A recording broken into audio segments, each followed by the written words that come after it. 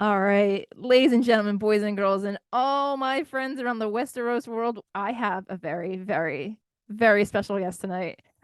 We met just over a year ago while working on the Tama's Island podcast. May I introduce to you, well, an exceptional artist, a dear friend, a creative mind who inspires me to try to do more stuff. Aw, No name Tim.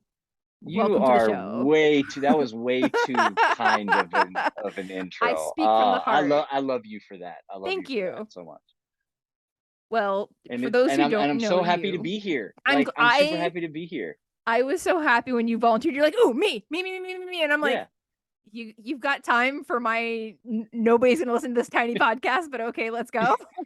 You were like, you might mess around and have me invite you on as a guest on my new House of the Dragon podcast, and I was like, dude, when you want to do it? Instant DM, like, are you serious? Like, let's go. And I'm like, yeah, of course. Like, I always love to be a part of things with people who I admire and who I'm just a fan of in general. Yes, and on a personal level as well. And just to, like, have a good time. And it gave me kind of a roundabout excuse to, like, just kind of have conversation with you. Yeah, So here we well, are. I'm very happy that you're here. For those who aren't familiar with your work, Tim, can you explain to everyone what you do and what people may know your work from? So, I am, for lack of a deeper term, I'm a music producer. I'm a songwriter. I'm an engineering mixer of music. I've done a lot of songs for a lot of different artists that you may or may not have heard of. But in this kind of realm that we're in here right now, I'm most notably known for doing entrance music for New Japan Pro Wrestling, and more directly, God, Tamatanga, Tangaloa, and also their brother Hikuleo. Thank you. It was one of those things where when I was trying to think of a catchy name for this podcast, I was like, I want to do something wrestling themed because literally every single guest is either a wrestling content creator or someone I've met through wrestling or someone I go to shows with. So it's like Oh, all that's wrestling awesome. fans who like other things beside that have hobbies outside of wrestling, if you can Right? believe It's it. crazy. So Believe it or so not. so welcome to Resteros, When I my saw that, besterosi. because you were like, it's still kind of unnamed, and you didn't tell me the title before you had, your first episode, I and went then you through announced several it. I was like, oh my god, it's incarnations of it. brilliant. I was like, that is brilliant. I love it. It was perfect. Well, So very well done on that. thank you. I do love a good pun. And I was talking with my friend WH last week when we were doing episode 1, and it was like when I was excited to start like trying to incorporate a wrestling theme to it. And then I found out that the truncated like hashtag of House of the Dragon was Hot D. I thought wrestling with Hot D might not be the image. I mean, I might get a lot of clickbait, but not the kind of like It guests and might not, yeah, it might not followers. skew the way you're wanting it It's to. not gonna Let's go. put it It's not that gonna way. work in my favor. Yeah. So after and WNH, I went up for about 2 hours, if not a little bit more. So by that, I was just like, salty seahorse. What? Let's let what?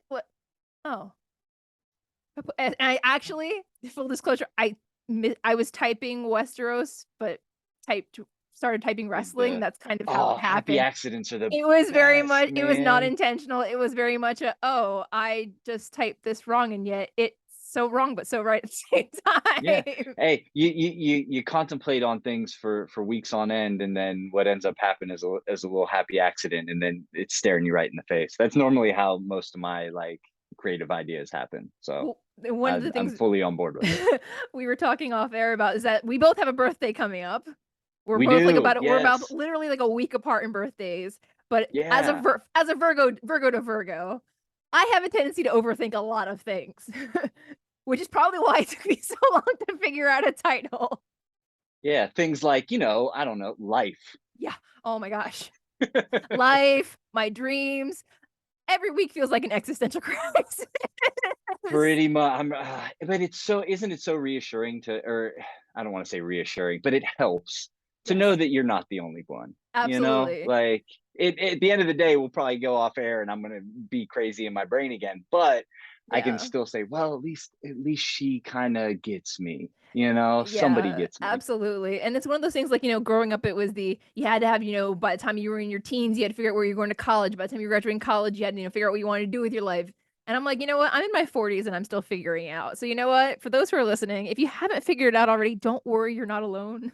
A Yep, lot yeah, of us, exactly. a Hey, lot of us can same fake here. it real good, but a lot of us are still figuring it out as we go along. I'll tell people, I'll tell them I'll be 38 this week to date myself. And I'm like, I'm 38 and I'm still trying to figure out what I want to be when I grow up.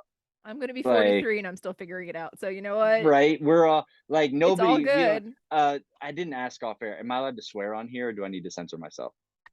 You can drop a little bit here and there. I mean, I've been known to Okay, swear I'll on the try Thomas because podcast, I so have a very colorful vocabulary, so I'll as do try I.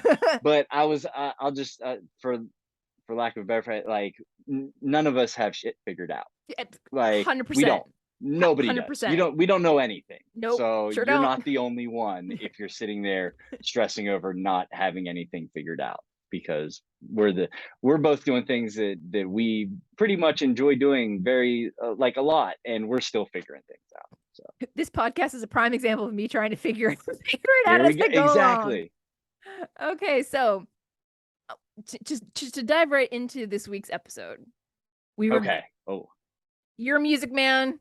We had the return of a very iconic, very memorable, very noticeable theme that after I'm last on week's cold opening. I'm on the couch watching, right?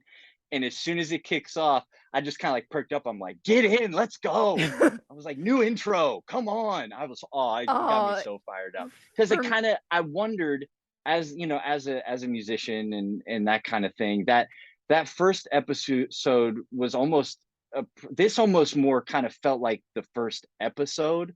That first one was kind of like a prelude leading into it because we also had the 6 month time jump or whatever it yeah, was. And but that first one, I'm glad it started the way it did, that yeah. first episode, because it kind of let everybody know, like, hey, here's where we are in the timeline, here's the way things are, here's the way things are going, this is what this is about, cool. And then it was almost like this week really started that new, it was like an intro to the new story first, and now it's okay, we're going to kick off this new story proper, and then boom, here's the iconic theme with new bells and whistles visually and like that whole thing. Even though it was very similar, it was different and kind of lived in its own space. I was talking with one of my friends about the intro. It's like what I love about the music being consistent is that it makes it feel like they're doing continuity with Game of Thrones, which I love. Yes. But what I Yes. loved about this intro was that it was different in the sense that with Game of Thrones, you were looking at the War of the Five Kings. So you're looking at the topography of Westeros and Essos and all the cities that are rising and falling, and everyone's like taking over which families are claiming which. In this, it's starting at you can't tell if it's Dragonstone or if it's King's Landing or if it's Valeria, but it's the blood, it's the succession line. So it goes from Exactly. like one crown to the next, and you see families adding and families deleting, and it was just like, And just dropping off and then the blood flowing and then and then and branching like you off said, you can't really everywhere. tell where it's starting. I assumed probably Valeria, but it could have been any one of those other ones depending on where in the timeline you're starting, right? Yeah. Like, so it's flowing and you're just like, oh, it's just kind of building and building and building, and then you get to that that final of the intro, which was really cool. So what I was trying to figure out is, am I swimming through the blood? Am I on the back of a dragon? Because at some point it was Mm, like, it was back it of the was like dragon, I like. because it was just like like with Game of Thrones, it was all like you were just looking at everything. You were looking down upon everything as if you could oversee, or you were in the war room with the giant table. But this was Yes, like you were going down different corridors and hallways and you were drops in and it. rises. You were like it was like inside a maze, inside somewhere dark, and then it was just taking all the way Yeah, back to like everything bled into the Targaryen logo, which I was like, this is so cool. It's this is different, really but it's cool. familiar at the same time. Exactly. It felt welcoming. It's like, oh, hey, we're back. Like we're back in here. Come on in, give us a hug. Like we'll hold you tight. It's the most medieval and take doormat you on you'll a nice little find. ride. Yeah. Take off your shoes, leave them on, whatever you feel Yeah, like it. it's your call. It's your call. It's up to you. So, but yeah, I was really impressed with I really enjoyed the way they did that. I thought that was cool. Because in the back of my mind too, I was with there not being that in the first episode, I wondered if they were going to go a different direction for an intro or if they were going to, keep cuz in that first episode you kind of heard, bits and bobs and little pieces of the theme and the original, of the Game of Thrones music. So it's like, okay, they're going to utilize that, but is it going to be a constant thing? And now we know, like, yes, it is all encompassing in that intro. So that was really cool. For someone who, like, growing up has always loved film soundtracks and, like, whether it's just the background music or if it's, like, a curated, uh, my dirty secret is I still love oh, was it the Batman Forever soundtrack, the one that has Seal on it? Like, I Yep. think I still have that CD somewhere in a box somewhere in my house, but, like, I am a sucker for a really good curated playlist soundtrack or a really dynamic, like, a instrumental soundtrack. So for me, it's Yeah, just like the really dynamic scores for like the original scores for TV shows and movies when done right, you can just put those on in the house and let them play or just even listening to them and then watching something and just having that, that kind of like preparation for it or after like there's like you said shows and movies where I get connected to the music and then I can listen to it and kind of in my mind kind of relive that without watching the movie type thing. So, is there a particular soundtrack that invokes that for you? oh man, um, Completely off topic. you asked me too quick. Well, right, I'm gonna. I'm sure I have a way better answer than this, but like just kind of the most recent one that I dove back into, or not dove back into, but dove into, and then have also liked a lot is just the Stranger Things score. Like those guys do such an incredible job, and I'm a fan of their music outside of doing the Stranger Things stuff because originally, if I'm might be wrong here, but I think I'm right. The Duffer Brothers had scored the kind of like mock trailer they had for Netflix or whoever with the music from the band of Stein and Dixon, Okay. and so whenever the show got picked up, they were like, "Hey, why don't we just reach out to those guys and see if they'll score our show?" And then they were, of course, down for it, and it worked out perfectly. That's awesome. But I'm big into those retro synths, whether it's Junos or anything like that. So those sounds are sounds that I've always loved when creating my own stuff. So for them to take it and do it the way they do it is really really cool. So that's like a recent one that kind of sticks out for me. But I'm sure there's one from my childhood that I'm not thinking of um, that really connects really well. You're not plugging around the house singing like "Under the Sea" by The Little Mermaid or No, no, man, those Disney ones, those Disney scores are a different breed, man. They're something else. They're yeah. great. They're fantastic, but like that's some next level stuff right there. It's always when they like reissue a movie or they make a live action version, they redo the soundtrack. I'm just like, y'all can't beat Phil Collins and like No, you can't. Yeah, in the that's always a in the bummer when they 90s, like try and the like your Beauty and the Beasts and your Aladdin and Little Mermaid, like Lion King. You can try to remake that film as much as you want, but the soundtracks from that time in particular is so iconic that you can't. I'm always I'm not always fine with a retelling of a story or a revamping of a story, but if you're gonna do it, I feel very strongly that you need to do it in a way that is different from that or like because you can't like it's like oh let's do this new version of I can show you the world. It's like it's not going to connect the same way that that original one did. You got to leave that alone and do something new. Like the story's there, tell that story, but do it in a different way and make sure you're doing it well enough that it stands on its own and people are always going to compare the two, but you can't compare them Yeah. like directly. A So lot of kids who grew up in the 90s all slow dance to that song at a middle school or high school dance. You can try to remake the wheel as much as you want, but it will that it's like, this will get you. So a few years back, like back when you remember when Glee was at like the height of its like I time do and they were remember when doing Glee like was at the the height. Radio City Music Hall tours and stuff like that. It was like right after the first season came out. Got you. I Okay. was in I bought a ticket out of morbid curiosity because I was like, you know what? I was living in New York at the time. Why not?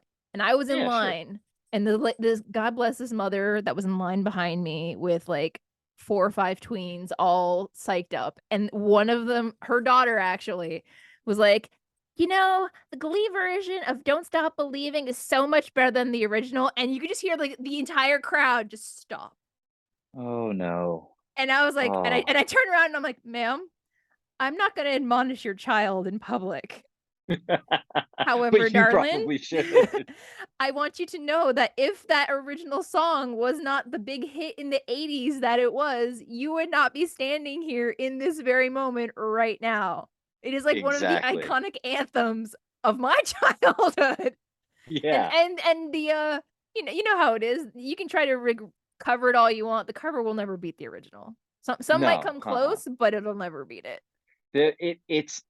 It will never beat it, but you can do a version that can connect with people in their own way, in a different way. So like, whether it's like an acoustic version of something, it's like, oh wow, that's true. It kind of strikes a different heart chord than this other one originally did. Or, you know, music's all situational, right? Like we Yeah. have different, like you might have a band or an artist that you really enjoy, and there's maybe one album of theirs that you know is widely considered their best, right? Yeah. But there might have another one that people are like about, but you really love it. And then Yeah. it's like, why do I really love it? Well, it's because at that time in your life you were going through XYZ and it connected with you, and that's why to you that album is better than this album. So it's all subjective and in that kind of way. So Absolutely. So before that sidebar that we just went on, we yeah, were right. talking about how the story jumped 6 months from 6 months, the right? Yeah, I passing, think yeah, that's yeah. the passing of Emma as she passed away in labor, and you know the unfortunate dragon funeral that shortly followed. But Yes. the story has not changed in the sense that the small council is still trying to pressure Viserys to get remarried and further the line, even though he's named his successor. At what they did do, which I liked in the small council, is they caught us up to speed what happened in the last 6 months. You know, Damon Yes. decided to go take Dragonstone because what else is he gonna do? He didn't feel like going back home to his wife in the Vale like he was supposed to, like his father the king told him to. I He mean, just you kind of know he's not going to, right? I Like, mean, the title of the episode is The Rogue Prince. I mean, yeah, if that's true too. if he pieced out of King's Landing on the back of a red dragon, taking his yeah, Powermore former, pleasure house If I'm worker him, I'm girl, probably not going back. Like, and I'm just saying. and then he just goes off and does what he wants. And the thing is that like I feel for Corlys Valerian. Like he is mad. We have the very grotesque scene at the beach where the crab feeder has taken hostages Loved that. after obliterating some ships that belonged to the realm or to both Corlys and the king, and his crew is crucifying the hostages and basically feeding them to the crabs during low tide. The That's some very extremely violent and hungry crabs yes. of the realm. Like I'm like, oh, every animal just is pretty brutal here. Yeah. Like we've kind of set I mean, precedents there. I've But seen crabs at the beach. They kind of run away usually. I don't know. I yeah, don't know what the crab feeder is doing to make these like piranha style but crabs it's being yeah, like, there let's you that's perfect, it's perfect. They're like they're like piranha land style piranhas. They're just crabs. like eat all the people. But I loved that was the that kind of that was the first shot, right? Was that the That on the was the beach right there, opening right? after the theme, yeah. So I'm a horror fan, and I like kind of gorier stuff in my movies, at least in film and TV. So that whole like trailing shot there was just awesome to me. And I also love a slow, oh, there she is. Uh, The wolf of the house has decided to come on Wolf of the screen and say House. hello. Okay. Hello, Tim. Hello, I give you kisses. Thank you, Zelda. Oh, so sweet. Okay. But I love um uh a slow burning reveal. Yes. Like I'm a sucker for those. Like I love the oh, you talk about a person and you hear their name, you're like, oh, who's that? And then over multiple, multiple episodes or a whole season, they do that. You're like, when's this? You can do it for too long, but when done right, I love it. It's kind of like vignettes in professional wrestling, Yes. or somebody mentioning somebody in a promo or mentioning somebody backstage, and you're like, oh, what's happening there? And then slowly things start to, breadcrumbs are dropped and everything. So I loved that in that first episode we had some mentions of this going on. You're like, oh, okay. And then you have that opening sequence where it's just going up and you don't see him, you don't know where he is, you don't know who he is, you don't know what he's doing, but he's there, right? And so that kind of slow burn throughout this episode was really, really cool to me because I love those types of things. What I also liked about it was that it was in the previous episode, Corlys flat out says this man is going to be a problem. And everyone Yes. just shrugs him off and he's like, no, seriously, this is going to become a problem. And it's made very apparent that, Corlys isn't just the master of ships. He's known as the sea snake, and is like one of the most well-traveled, like, seafarers, grittiest guys out there. And he owns half the ships in the fleet. So if you He's want, seen some things. He kind of knows what he's talking about out he's kind of gone over to Essos. He's gone to the far reaches of the visible map, and so he knows what's going on. And the fact that he keeps bringing up this issue, and the king's all hemming and hawing and sitting on his hands. That's why we'll get to like what happens at the end of the episode. But it was one of those things where with the beach, it was like there was something familiar. Living in Florida, it's like there's always a good Florida man story, and like this would be there. like Right. Florida man feeds hostages to land piranha crabs, and It's Aaron's like, just like, so yeah, have you ever sure, done the thing where whatever, you search bro. Florida man and your birthday? And it's Yeah. like you see what that article was. Be like, oh yeah, I searched my birthday and I'm it was like terrified to see Florida what man what would feeds be on my XYZ to crabs. birthday. But now after we get off air, I'm gonna have to definitely chase that up because it's been a while since I checked see what the Florida men and women do on my birthday, how they Right? Yeah, it's fun. celebrate It's fun. It's a my fun name look. day. But so and for me, I'm not a horror genre type of girl. What I love, and this is the same thing with the birthing scene from last episode, is that it's gory enough, but they hide enough of it that your imagination has to fill in a lot of the work. And That's that's when the the best horror happens. well, that's the best kind, because for me, I would be doing this the whole time if it was very, very graphic. But sometimes my imagination makes it a whole lot worse than it actually is. So Yes. in that sense, I really enjoyed the scene because I could appreciate it. I'm like, this is terrifying. If for all the times I was like, I love pirates. I want to be a pirate when I grow up, yada yada yada. No, no. Nope. Nope. Pirating does not sound very I fun want right to sit now. on a beach and drink rum. I don't want to worry about, getting fed to crabs while having my hands like nailed through a cross on a beach somewhere. Oh, oh, And yeah. then all that salt water and all those open wounds. Are you kidding me? No. Hard I pass. thought they said they were toning down the violence this year, They are. I which feel I thought like, was very comical. well, that melee that they had during the tourney for the baby, I'm just like, that guy just used an axe and ripped off half a guy's face. I like I I'm sitting there watching. I go, there it is. when you say less is more, it's like you're just doing a lot less, but making those very few moments very like, ugh, Extremely God. impactful. Yes.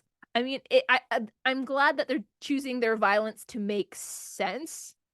And Yes. I know that, last week will not be the only episode where I have to sit through a really awkward sex scene. So I'm hoping that, again, or random nudity, that when Yeah. they choose to make these decisions moving forward, that those particular choices in those scenes have a reason and a purpose, not for the sake of boobs. Like, let's just do it to do. Yes, More exactly. And boobs.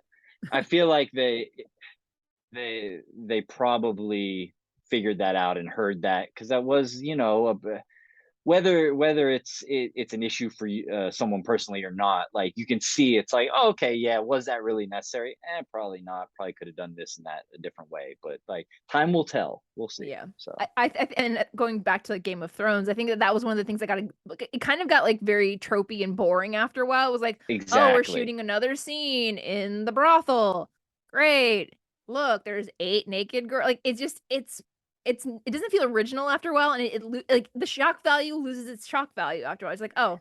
Boobs. At the end of the Okay, day, it just fine. becomes background in a scene, Yeah. and you could do that scene anywhere. Yes. So why does it have to be there Yeah. if there isn't a purpose for it? Correct. So that's kind of where, Absolutely. it kind of comes back to that. So And that being said, before we move on to the discussions that are just going to start coming forward, we have the slight disclaimer that Game of Thrones and Fire and Blood are based on medieval history and medieval social constructs and situations, such as but not limited to underage marriage, child brides, rape, very yes, triggering like situations, incest. Now, I say this because we will discuss them like mature adults. I do not endorse, neither does Tim, nor does any of the guests on this show endorse any of that. We are discussing it precisely.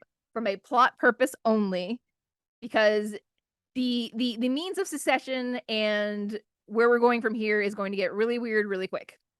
Yeah. So, Yeah. after the crowd feeder, we go to the small council, and it's a Tuesday, business as usual. They're just trying. Damon's causing trouble again. We know what he's doing. He's up to no good. King still needs to get married, but interestingly enough, the heir to the Iron Throne, Princess Rhaenyra, is still filling glasses in the High Council room, despite being the crown princess to all of Westeros. Still being kept under that thumb, isn't she? Yes, she is in a Like, room full of hey, I'm going to men give you this, but you got to know your place type of thing. because you're not of age yet. You're 15, but you can get married at any time. Probably by the time you're of age in a year at 16. And during this scene, Corlys comes like a southern hurricane on a Comes hot in hot. summertime. He comes in hot. I'm category 5. All the flags are out. He just throws the door open, stalks into the room, and it was like, bro, lost more ships. Half of them are mine. This is a problem. And this is where, like, without Daemon there to poke fun and make Otto Hightower's life miserable, Otto's turned his attention and his power dynamics towards Corlys, to which it's That very sneaky much snake. yes. The high towers, ooh, they burn my Mm, biscuits.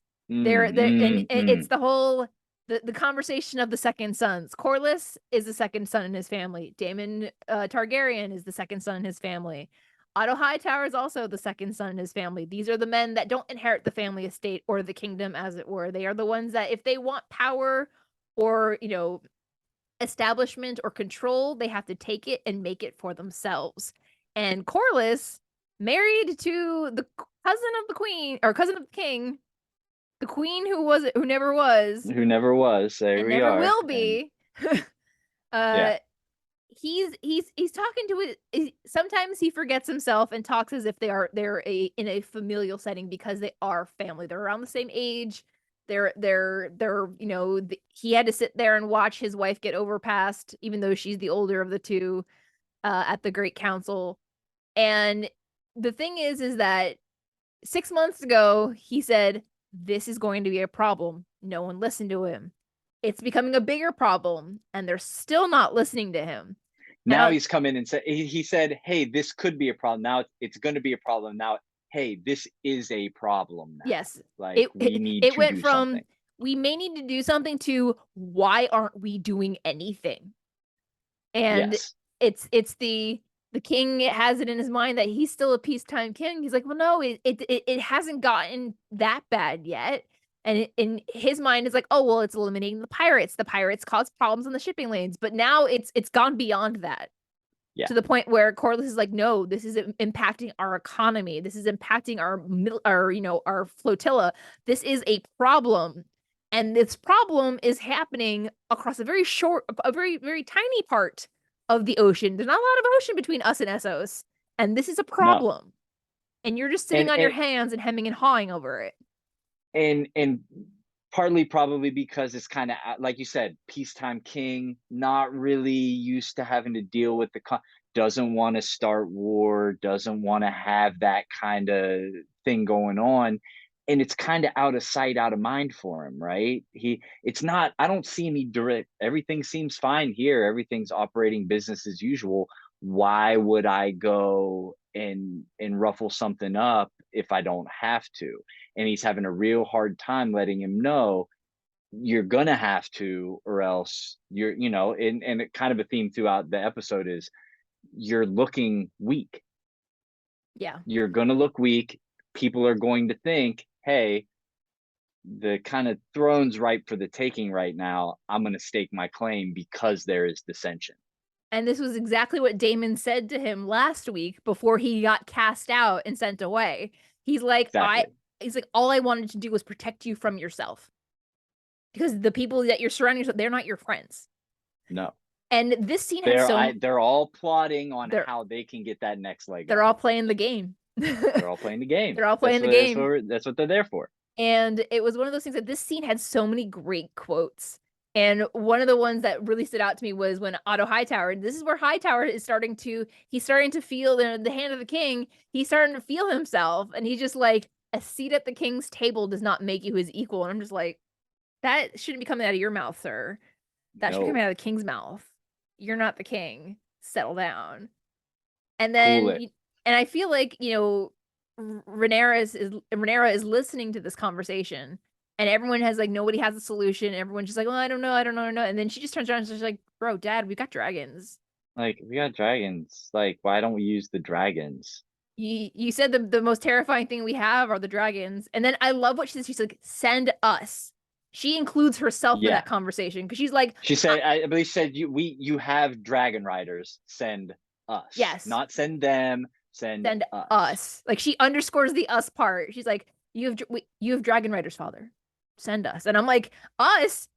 You suiting up and going on Cyrax? You're gonna go burn some stuff? Let's go. Oh, I'm so down with her, man. Let's Oh, like go for it. I love that she has like full on dragon rider outfit. She's got like a chariot strapped to the back of Cyrax, and like it's not this like budget queen, Daenerys that we got going on. This is like peak Targaryen at the height of their reign, a gilded chariot with like, it's gorgeous. I'm down for it. And then it comes like the conversation changes very quickly from the send us to go take care of this to find the princess something else to do, because the Lord Commander of the Kingsguard has died, so there's now a vacancy and they want it filled. So she gets shuffled off with Sir Harold to go pick a new member of the Kingsguard for her father. And what I loved about this is that this ties back into the conversation during the tournament last week where Rhaenys and Corlys are talking about peacetime nights, how they don't have battle experience, how all their energy is they're basically being saved up for this big like a jousting tournament where it's all machismo and everyone's showing off and showboating and this is how people die, but nobody knows how to have a proper fight. You can practice your battling all you want in the yard, but people with actual combat experience are few and far between. Yes. Game time and practice time are two different things. Absolutely. And Sir Harold calls up the first person, and he's a decorated tourney knight, but he stopped a bad guy on the way into town and brought him to justice. He caught a thief or a bandit or it was not it wasn't like chasing down Daemon Targaryen and taking back Dragonstone. It was just he caught a bad guy on the road and brought him in. We threw him in jail. Like it's not like the most high profile heroic. I mean, it's a heroic deed, but it's not what you would think of somebody who should be protecting the king. And it's one of those things like the second guy with another powerful family house, only tourney experience. And you can tell that Rhaenyra's just like, this is the best you got. This is all you have. And then she sees him. There he is. It was between Daemon Targaryen and Sir Criston Cole. Every time I see either of them, I'm just like, Siri, play Trouble by Taylor Swift. Because I know he's trouble when he walks in. He's handsome. He's mysterious. He's common born, but he's rising up the ranks very quickly for his age. Very, yes. And yet, he's the only one of the 7 that has combat experience. And he doesn't even need to tell her. She knows. She's done her homework. She's like, I heard you did some stuff over in the Stormlands. And he's like, yes, I was fighting off the Dornish marches, which is interesting Because he's Dornish. Yes. So he's technically defending the kingdom against where he's allegedly from. So that in itself, I'm just like, okay, this is where we're going with this. And it makes me curious. What are your thoughts on the future potential for Kristen Cole and Rhaenyra? Do you see them as allies? Do you see them as enemies? Do you see them as anything more? I can definitely see them as allies. I don't I mean, obviously you could go anyway. You could see I don't really see them as adversaries, but that's times when that happens, of course. Of course. Um and then I mean, it's the world of Game of Thrones, House of the Dragon. Of course there could be something more. I'm not too familiar with I'm familiar with certain plot points and pieces from the books. I've never read them, so I don't know maybe where that goes or if that's existent in the literature. But I could see them definitely having a strong bond where they kind of have an overall understanding of each other. Because for her to just know that he's battle tested, know that he has that, and her to go, yep, no brainer, boom, you, and like that's it, and he's like, all right, cool, let's go. So I really like that whole kind of play there too, because it kind of another kind of underlying theme of this episode was the whole like you said, this knight is from a powerful family, this one's from and then after she chooses him, oh, you got to be careful, these relationships here are very important, and it's like, I don't care about the relationship, I just want the guy who's best suited to protect my dad, protect the king. Yeah. So I did like you're how starting to see. she turned that on Otto Hightower when he questioned her. She's like, is he not fit to protect the king? And because it goes back to what the hand of the king's job is to keep the king alive just as much as anybody else. So it's why would you try to sabotage that? Or are you trying to sabotage that? Are you trying to, or are you just not good at your job? I don't think he's good at his Like, job either, but that's it. no, I don't think so either. I think he's awful. So, but her kind of taking that stand, like, I don't care where these other guys are from. Like, Yeah. I don't care what's going on with the relationships with them. Like, I can figure that out. What I Yeah. can't do is find another guy here that's going to protect the king as well as this guy. Yeah. So that's the choice I'm making. You brought me here to make a choice. I'm making the choice. Yeah. So you got to be You okay kicked with me it. out of the staff meeting for this, so you know what? I'm going to do You the could have best. just let me take my dragon Yeah, and I could go. have went and just took care of crab feeder, but okay, But okay, you wanted me to so I'm going to play do my job. America's Next Top Model, so here we are. But the Exactly. other sight I liked about this was that when she looks down at the courtyard, you see all the knights, you see all the squires, and Kristen Cole he is a recently knighted former squire. He doesn't have his own squire yet. He's there by himself, no It's just banner, him just chilling. him. Yeah. And then on the opposite side of the courtyard in the back corner, the Princess Rhaenys is watching the entire thing unfold. She's watching the men who are assembled in the court. She's watching every move that Rhaenyra is making, and it's one of that's another relationship that I'm so highly invested in, because is this the time where change is going to happen, or is Rhaenys trying to prepare Rhaenyra for the actuality, because everything's all, it may not be going entirely her way right now, but Rhaenyra didn't have to suffer the humiliation of standing in front of half of the realm and being told you can't sit there because you're a woman, Yeah. even though But you flew into your own wedding on the back of a red dragon, but whatever. it's because they can go with that dynamic. There's a couple different things, because you can see Rhaenys being like, I see what they're doing to you. Yeah. It's the same thing that they did to me. Yeah. It's just in a different way. They've kind of let you go that one step further, but there's still, I can see the pieces moving to where they're going to pull that rug out from underneath you eventually, just because they can. But it's also, what I'm interested in is to see is, does she want to help her get over that hump and get to that? Or is she kind of spiteful, thinking like, I didn't get it, I don't want you to have it either.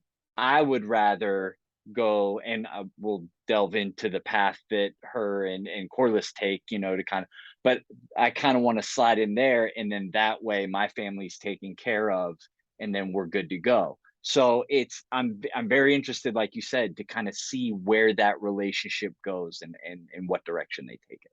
My other hope for this is that there like what I would have liked in the intermediary, like that 6-month window, before we get to this point, I would have liked to have seen a little more interaction between the two of them, if only to understand their place. Like, if they are distant cousins, if they're close cousins. Like, I don't know how close they are to one another.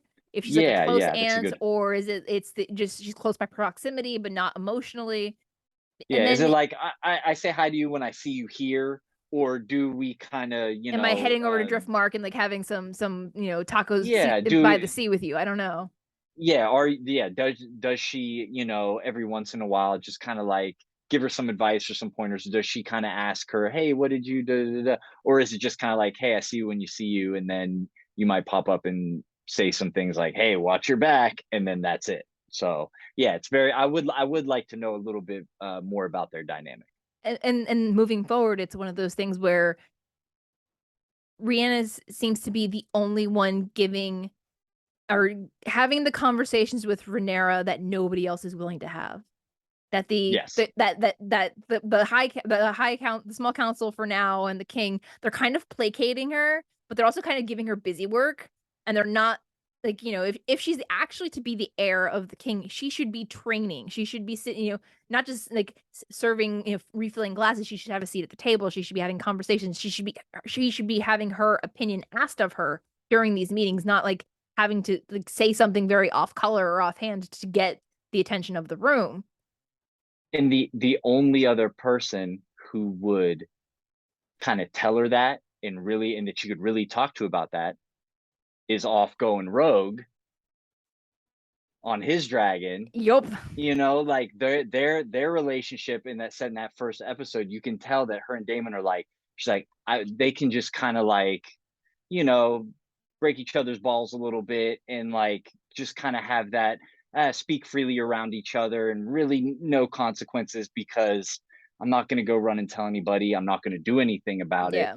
But that person's gone. Yeah. So she's just kind of got to figure out her way in. She might know that, like, hey, it shouldn't be this way, but I don't know what to do to make it not that way. Yeah. And then also, her father naming her heir and stripping her uncle of that title when she's not of age and not able to actually assume the throne should anything happen to the king. Yes. It's one of those things where it's just like she went from being probably the one he dotes on the most to all of a sudden being the reason he's lost everything. Yes. And that plays into where we're moving into next, where it's the king still isn't married. It's been Nope. 6 months. He's trying to mourn Emma. He's just trying, he's got Alicent coming to the Tower of the King. We don't know how often she's dropping by, but in 6 months, it seems that she has completely adopted her mother's wardrobe because even though she's Yes. 15, she is dressing a lot older. She's wearing a lot more makeup. She's put together a lot more. Aside from the fact that she hasn't broken the habit of picking at her hands. Yeah, she's very, And very violently going at those I fingers. mean, I've been there, but not to that extent. And Yeah. it's one of those things where she hasn't broken that habit yet. So that's one of the like the small details I've appreciated in the series so far is because they've cut to specific shots of her hands before. Her father like Yes. chastises her for doing it.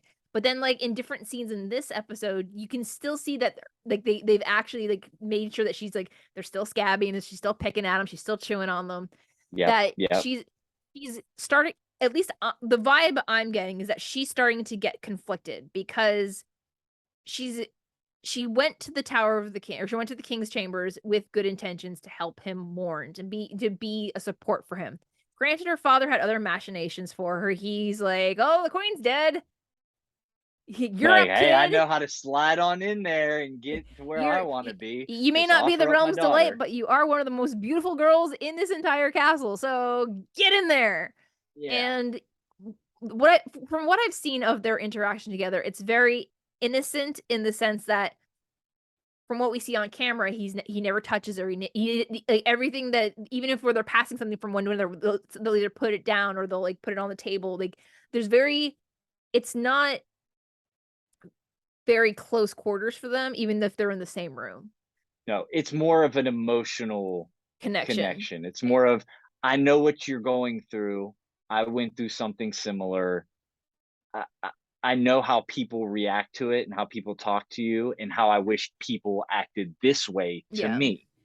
And so I don't know how much of that is, I just want to be nice and help, Yeah. and how much of it is, I know if I do this, it's my way to kind of be seen over everybody else and kind of slide in there the way my dad wants me to.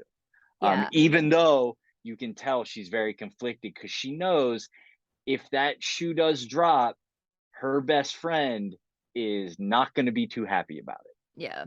And from what we gather is that since the father and daughter conversation they had it in front of Balerian's skull in the bottom of the Red Keep, it seems they haven't mourned the passing of Emma together. That 6 months they've been in the same room, they've been around each other, but they haven't had the conversations that they should be having. She gets named heir of the Iron Throne, but that's about it. They're not, everyone's talking about her father getting remarried, but he's not talking to her about it. He's not finding how she feels about it. And, he's not reassuring her that even if I do remarry, you're still my heir. Those conversations Yes, haven't been happening. And which it's are conversations that need to happen. the most, like, it's just the two of them. Yeah. But the problem is that Alicent has she was gone from the princess's lady in waiting and best friend to splitting her time between her best friend and her best friend's dad, becoming the emotional support for him as he tries to move on from the passing of his wife. Yes. And one of the first things that, like, the first red flag that went up was, you don't tell Rhaenyra that you and I meet, do you? And I'm like, oh. And so it Mm-hmm. begins.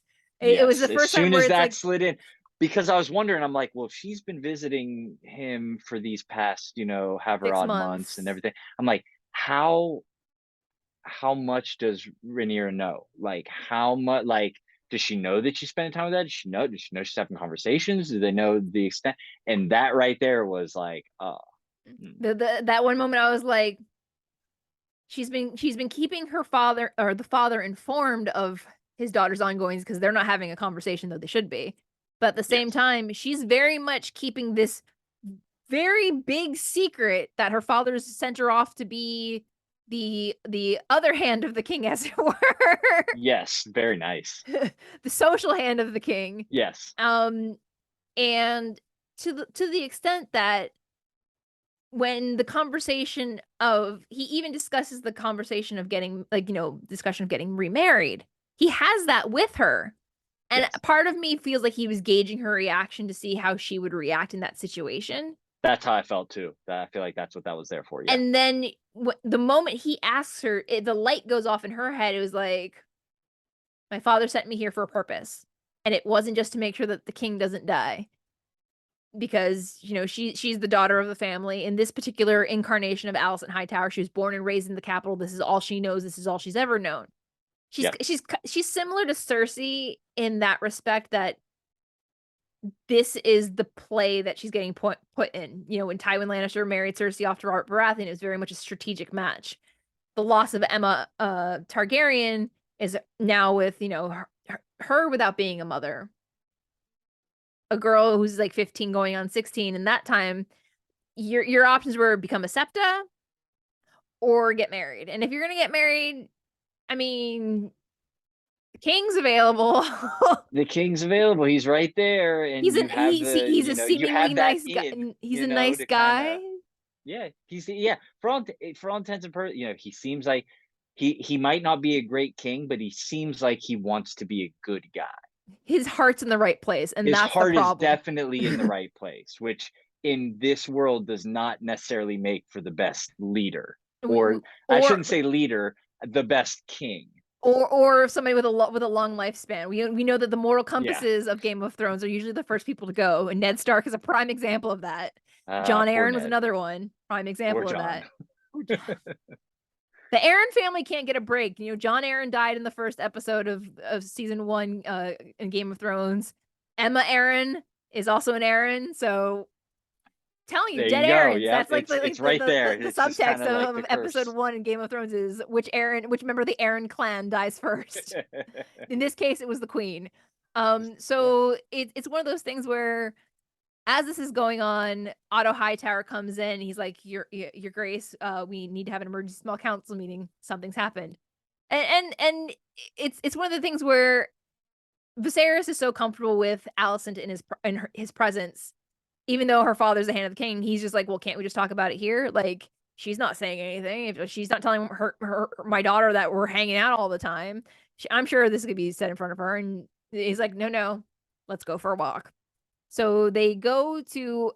I feel like they're like multiple. They either have one really nice high council room, or they got multiple high council rooms around the Yeah. palace, because Not quite sure about that maybe it was one. the lighting or the time of day they shot it, but the gruff, staunch leader of the dragon pit is looking very humbled and very distraught.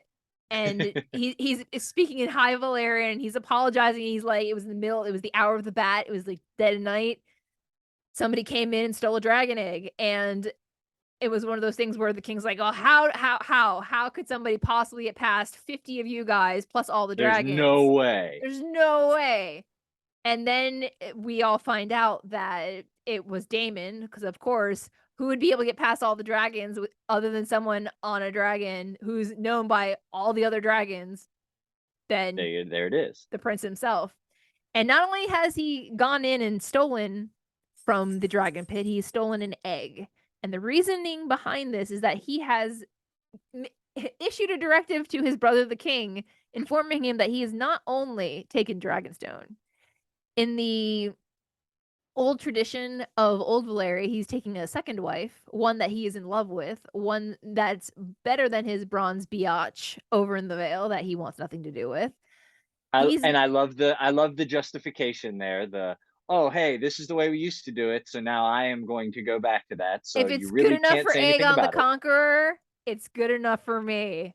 All right, Right? Yeah, second I love son, but that all little right. it's kind of a dig, but also kind of a way for him to do It's something a that loophole. also makes sense. Yeah, it's the It's a loophole. Yeah. medieval loophole. Yeah. The good old medieval loophole. And on top of that, on top of him announcing that he's getting married, not to anyone of any consequence, he's marrying the lady from the brothel that he's rescued. And she's with child. So the reasoning he has come to the palace to take a dragon egg is to put it in the cradle of the soon to be born babe, in the tradition of the Targaryen house, because this Again, was. tradition. What are you going to do about it? And then what kills me, and this is the one thing that really got me in this scene, was that the first, after hearing like it, as done in the family tradition, the first words out of Rhaenyra's mouth are, "Which egg was it?" Because That was good. she knows exactly. Because if he's gone to this length to break into the dragon pit in the middle of the night to steal Dragonstone from underneath her, and her father's done nothing about it. Oops, sorry. She's just like, let's see how deep this cut's gonna go. And the dragon master is like, he has that moment where he's like, Like, like oh, he I don't does. want to This is a say it. I don't want to question tell he does her. not want to answer, because he knows that she knows what he's about to say. Yeah, like don't make it's like one of those don't make me say Like, it. Just go, it, well, I'm not saying it because it doesn't need to be said, but it was Yeah. the egg that you chose and put in Balon's crib. The one that you picked for him is the exact egg, because it wasn't the only egg there. There were plenty of No, other eggs. they've got other eggs, He but explicitly he took took that that egg. one because that was the egg that was supposed to be for the crown prince, the successor to the Iron Throne. He's like, it's my egg, my kid. And at this point, Viserys finally grows a pair. He's like, you know what, Otto, round up the horses. We're going. Let's ride We're out. Let's go. get the regulators. We're mounting up. It is time. I have finally had my fill. Because it was one of those things where, Corlys and Rhaenyra to an extent were just like, Dad, you need to do something. You need to do something. You're giving him too much leeway. Yeah, we know he's family, but at what point do you say you're family, but you need to know your place in this grand scheme? Yeah. Because And I love that. I loved that scene before you continue on. I loved all those all those layers Yes, from that letter. It absolutely. was like, okay, here's cut one, here's cut two, here's another little cut on you, here's another little dig, and then boom, hit you with which dragon egg did he take? And then it was just like it was very well it was very well thought out how they did that and how Yes. that was. You know, it wasn't like, oh hey, I'm getting married. I took Dragonstone, come stop me. It was like, nah, I did this, and now I did this, and then I did that, and now I took that, and then oh, and by the way, you're invited to the wedding. Yeah. Yeah. In Like 2 days, that because was so great. I love that. because the other thing is that he knows that since Balerion the Black Dread died, Viserys never took another dragon. He doesn't want another dragon. So it's one of those things like, how is he supposed to get to Dragonstone in 2 days time with no dragon?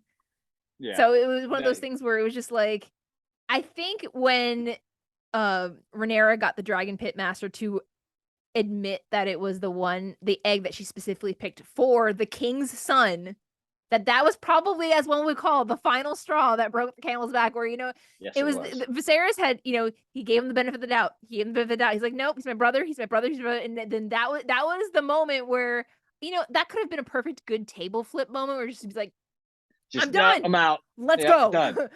Like, this is like the scene where Viserys finally grows a spine, and then they're just like, no, no, no, you're the king. It's Yep. too Can't go. dangerous. We've Sorry. taken the city watch with him that he's trained and we've paid to suit up.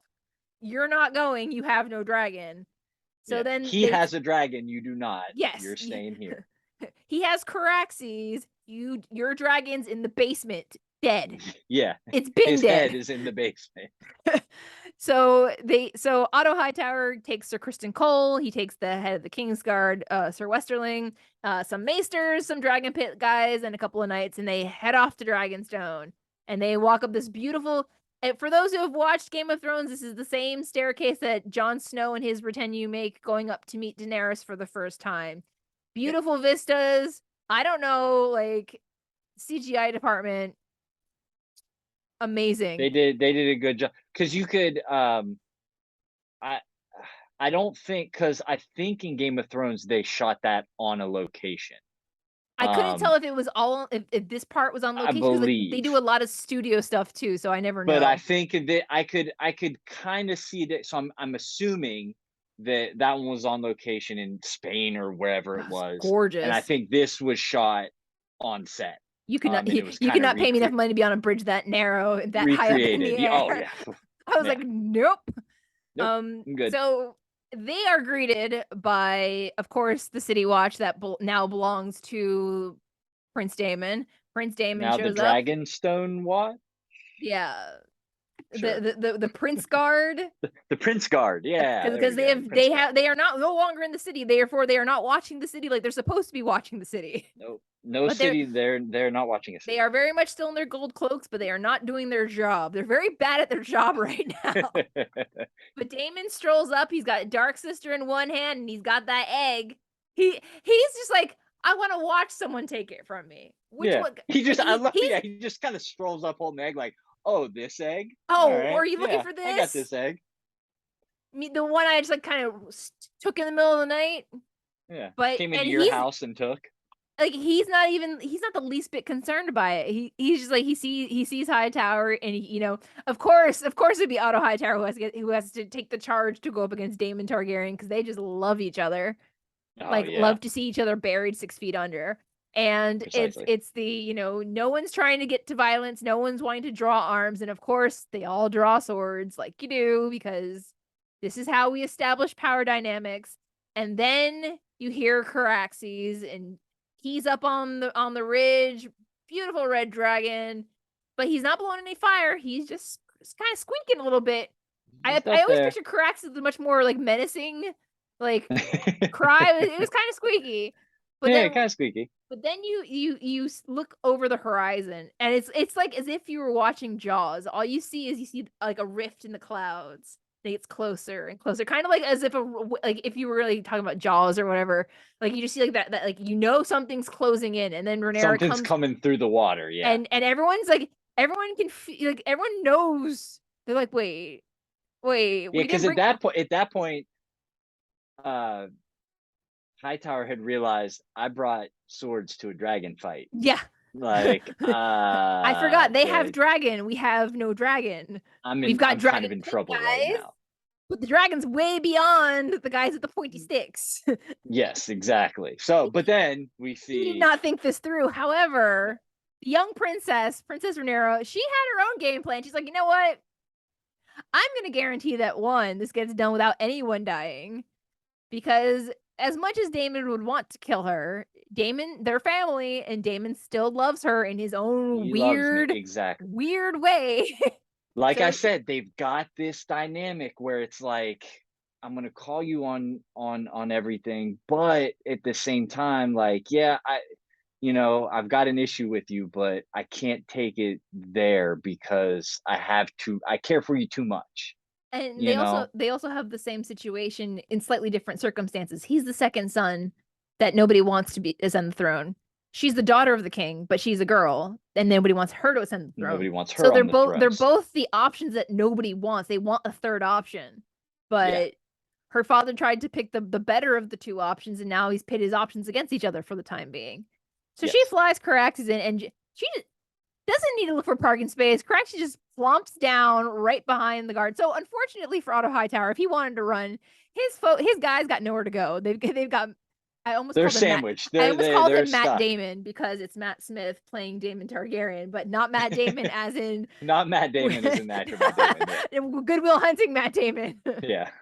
um Now so I'm just picturing Matt Damon as Damon Targaryen, and I'm probably not going to be able to stop doing Yeah, that well, for the remainder it's of like the series. that round in Wheel of Fortune where it's like beginning and end, and it's like two names that have like the first name has the name as a last name, and then that last name is the other name's first name.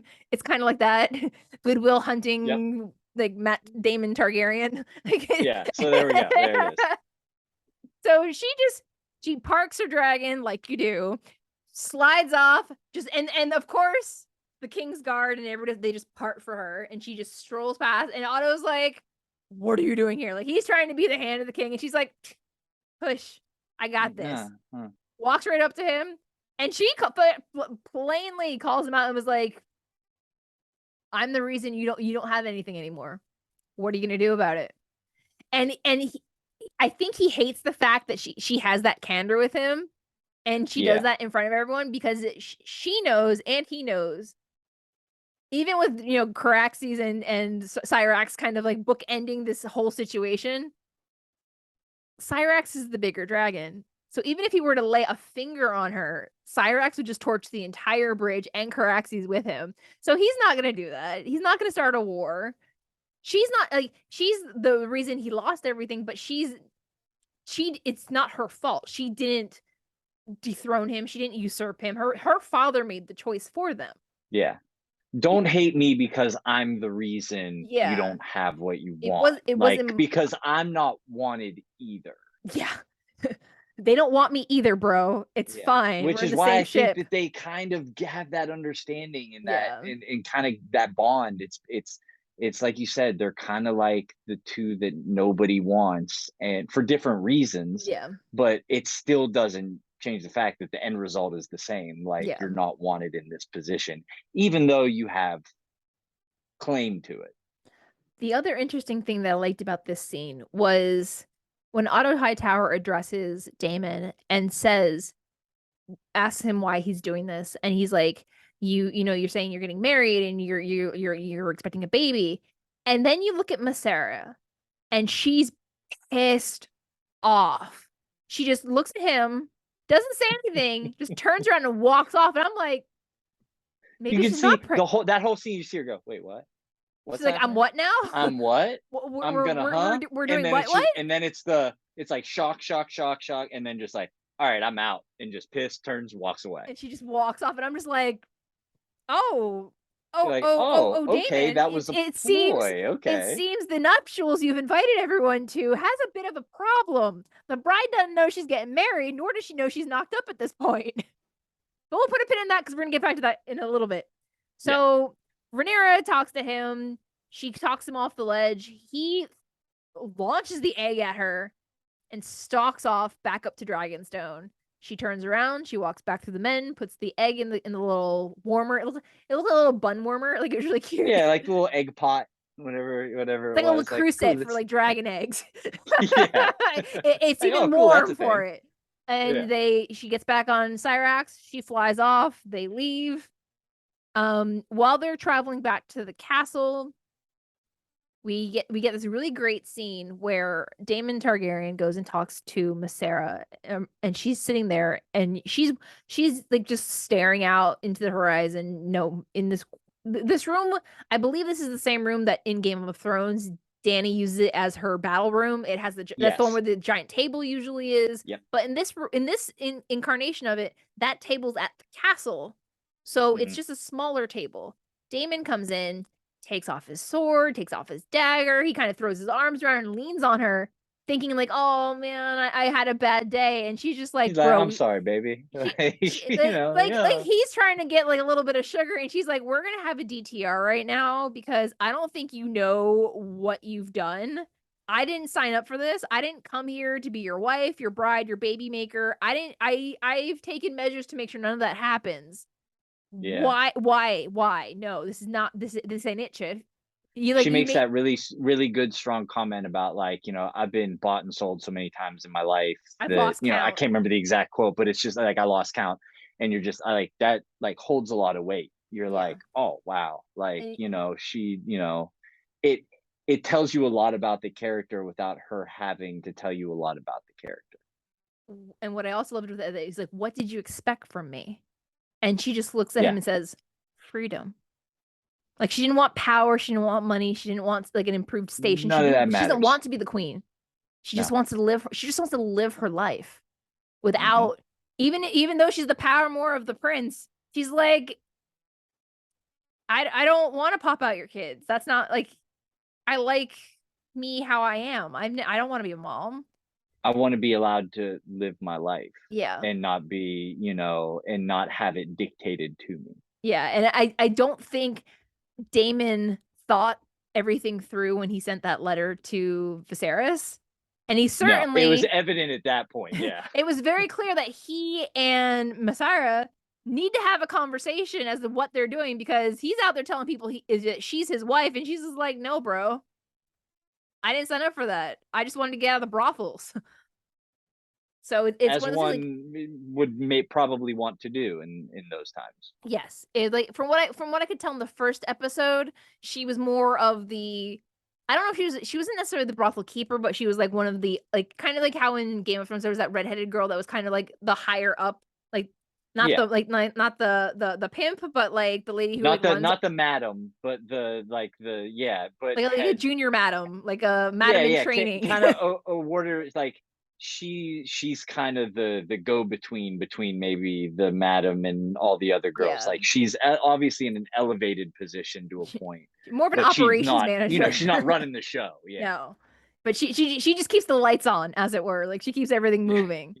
Yeah. Yes. So that scene ends, and we get we finally get back to the small council, and Corlys, and this is the subtitle I put on here. Corlys is fed the F up. He's done. Oh, He's over it. earlier in the episode we didn't talk about it. Corlys and Rhaenys have a very candid conversation with Viserys about getting remarried, and they offer what could be ideally, minus her age, the best On prospect for the paper. king. On paper, as we learn later, the best prospect: half Valyrian, half Targaryen, all Valyrian blood, the richest family in the kingdom, the daughter of the queen who never was. Ideally, Lena Valerion is the best candidate if she wasn't 12 years old. Big problem there for the morality of the moral king. Yes. And Viserys thankfully is like, that's great, guys, but she's 12. And it's one of those things where he understands what they're trying to say, but also Because it does take age away. It makes yeah. all the, and like we were talking If earlier, she was even like 18, still kind of pushing relation and familial relationships and relationships with powerful families, yeah. the powerfulest of the most powerful. Why would, it's And it's its an it's extended family. in its extent, which then, again, keeping the blood pure was a thing. Yeah. It's, we're gonna, which, led to, inbreeding, and then, people losing their minds in certain areas, which, Yes. is a common thread. But that's what it was like. Okay, you're gonna have, the purest blood, you're gonna have this strong familial connection. Like this, this choice makes the most sense Sense. from a political Yes. standpoint. And it's one of those things where it's not just Corlys pushing the issue, it's Rhaenys who's pushing the issue. But they given the fact that it was their daughter, of course they're going to be the one they're championing them. What I found surprising was Corlys not calling Otto Hightower out on pushing Alicent. But the thing is, Yeah. I don't think anyone knew up until this point how much time she was spending with the king. Because it seemed like it was Yes. very much like after hours, before like after dinner, but before bedtime, kind of, let's go read some books. Let's go watch you sculpt your giant model of old Valeria They or found Dragonstone, they whichever it found a was. system that allowed them to have maximum time with minimal exterior impact, Yeah. And it was or one of those things. exterior impact. Then later on, you see the king walking with young 11 or 12-year-old Lena Valerian, and she's asking about the dragons because she's 12 years old. Of course, she wants to know about the dragons. If And that's what you're gonna, if I was 12, that's what I'd be asking I about, is a mean, dragon. and knowing that if my mom had a dragon, I'd be like, bro, where's mine? When do I get to go down to the When dragon do pit I and get sit a crown? dragon? I Yeah. mean, half Targaryen. She could and should be able to get one. Right. Keep it in the family. You want to marry me? Give me a dragon. Just give me a If you don't dragon. want to marry We can me, make just this give me a real easy. dragon. I'll take a dragon. Great consolation prize. Just saying. Right. So they're walking along and they're talking about Balerion the Black Dread, which was the king's dragon, which was very old. And when he was 16, he hopped on the back of the dragon for the first time, took a couple of laps around the city, and then the dragon collapsed and died. And that was it. That was it as Viserys. And, he never took another dragon. And then Lena brings up Vhagar. Vhagar is one of the oldest dragons besides Balerion. She was Visenya's dragon. So Aegon the Conqueror's scary, more hard-edged. If you were to take like Catelyn Stark, Brienne of Tarth, and Cersei and kind of like mash them all into one girl, There she is. there she is. Like she's like all the terrible things, but all the terrifyingly amazing things at the same time. Okay. That's her dragon. Her dragon that kills like all the things and has multiple dragon riders.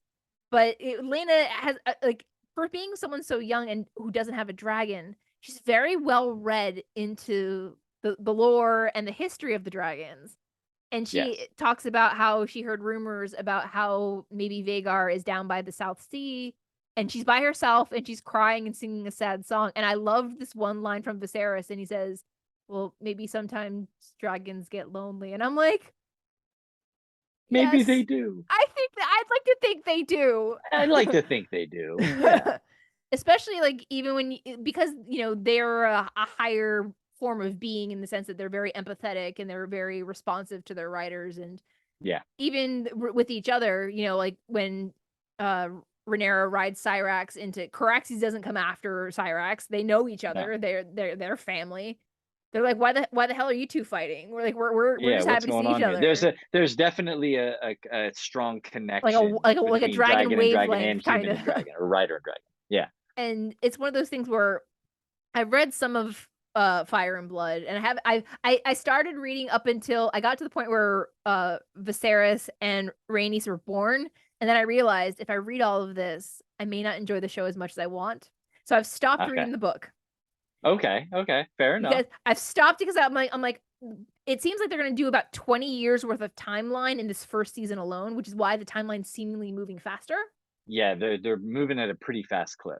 Game of Thrones, I loved it, but there were times where it was like we're still in the same month, 4 Yeah. episodes Yeah. in. Yeah. Yeah. This is more like we've got we picked the king. 9 years later, this is where we're starting, and now we're 6 months from that, and they're moving this timeline a lot faster. But I think it's because they have to age up Alicent and Rhaenyra and to lead towards the Dance of the inevitable Dance Dance of of the the Dragon, the Dragons. eventual main conflict that Yeah, is, going to be the main centerpiece of seemingly this entire series. correct. So And it's one of those things where it's like they were talking about the dragon riders, and like with Lena's interest in the dragons, it makes me wonder if when she's a little older, she picks a dragon.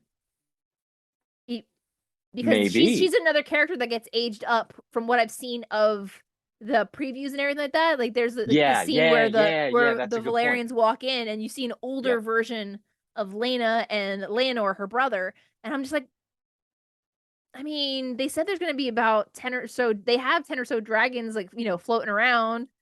Give me some They're dragon in riders. the, You guys they've are, established that they're there. but for me, it's like, man, I mean, and I know, I was like, oh yeah, go let Lena pick out a dragon, but like, what if she picks Vhagar?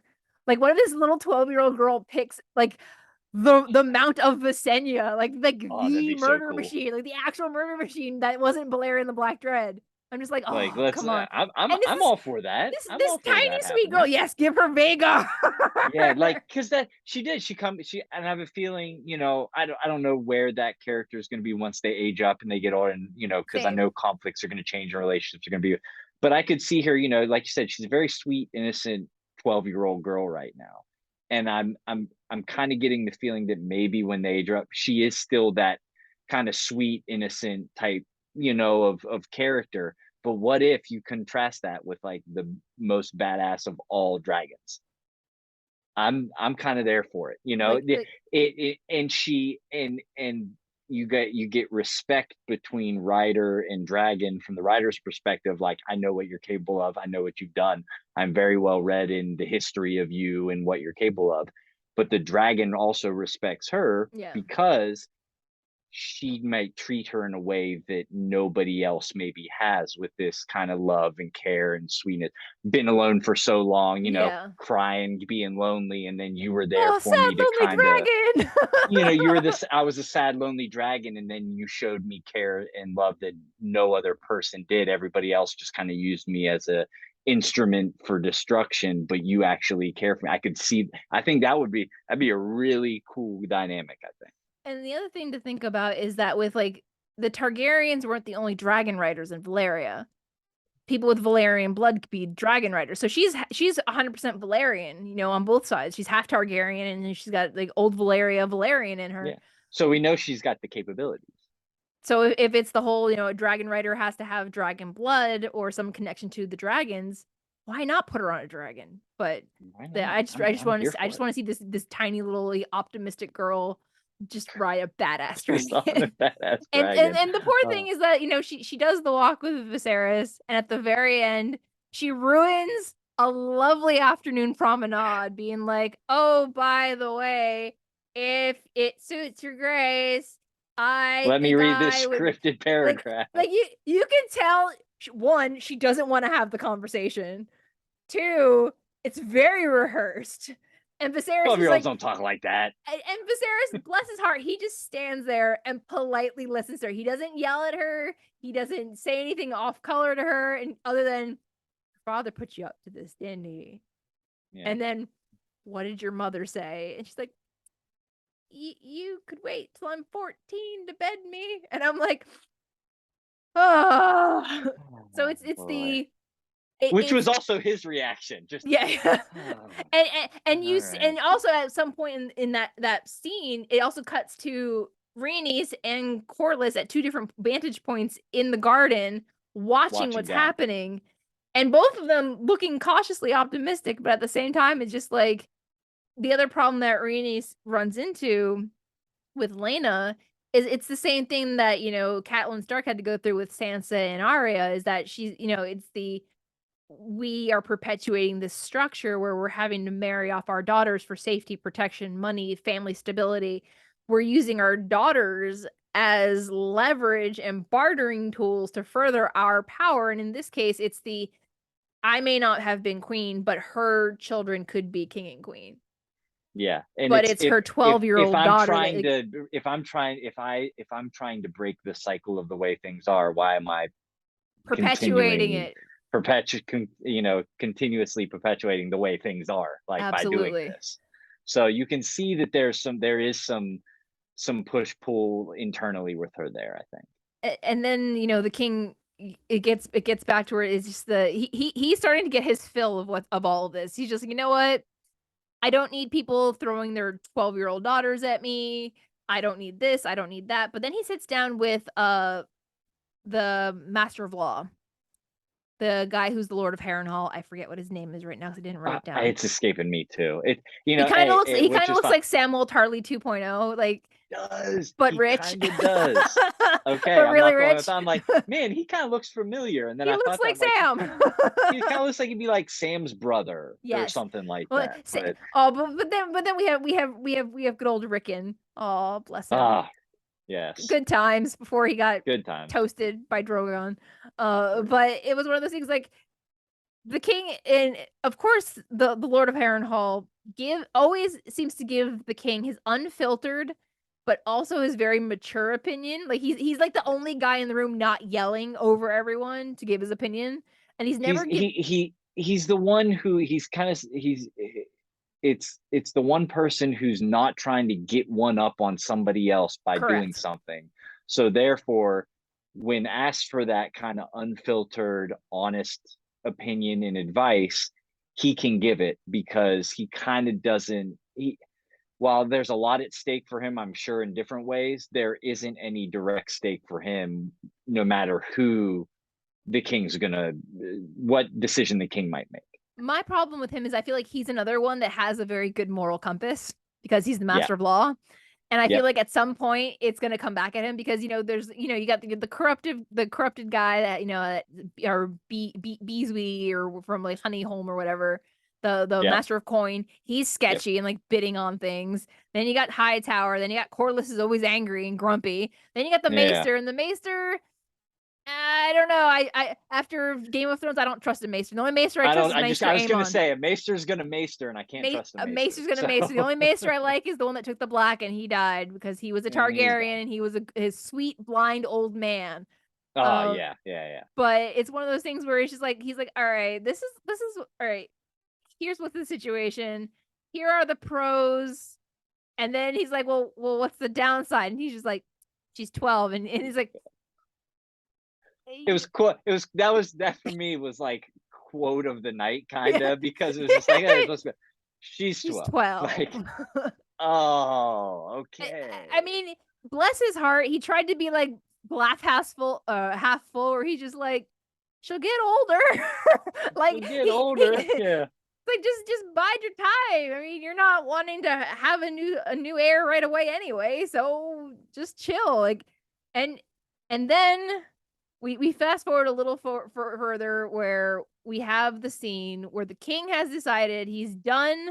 He's done with all this shenanigans. He's finally just shut everybody up, and he's going to take a wife.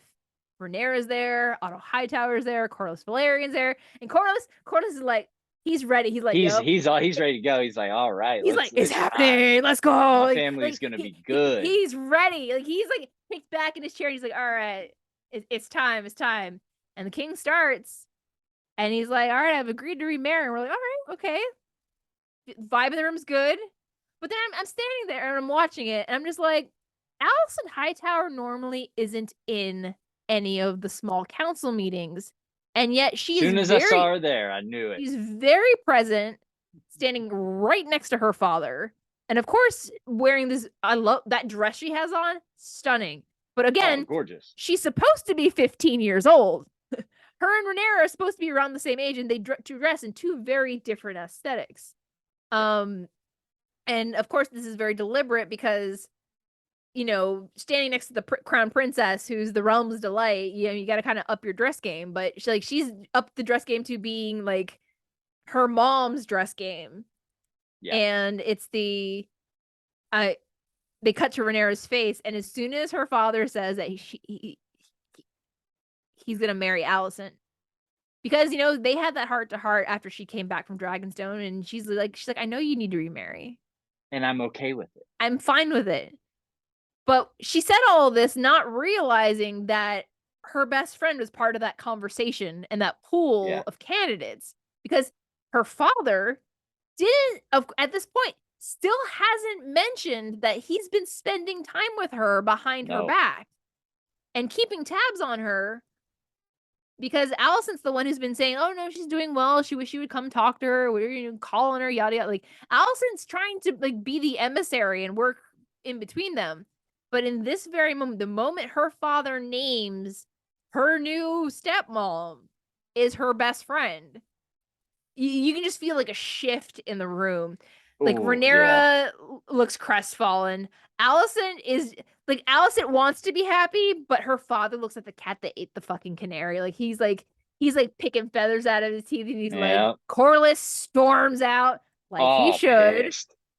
Left as hot as he came in, or in Yeah, the earlier meeting. yeah. Like he came full circle. Like Yeah, he he came did. in hot and he left hot. He Like he went left out hot. real Left even hot. hotter. And it was one of those things where it's just like, I'm very curious to see where this is going. Um, and the last little bit that we have before the episode ends is Corlys is talking to a chair, and he's talking about the situation and how he's frustrated and how he's done all these things. And at first, I thought he was talking to Rhaenys, because him and his wife have a very open dialogue with each other. They're trying to power play their way to hold on to their stake of the claim of the throne. And right now, Lyanna was or Lena was the only the last hope for them, basically. Yeah. And then the camera pulls back, and wouldn't you know it, it's not his wife.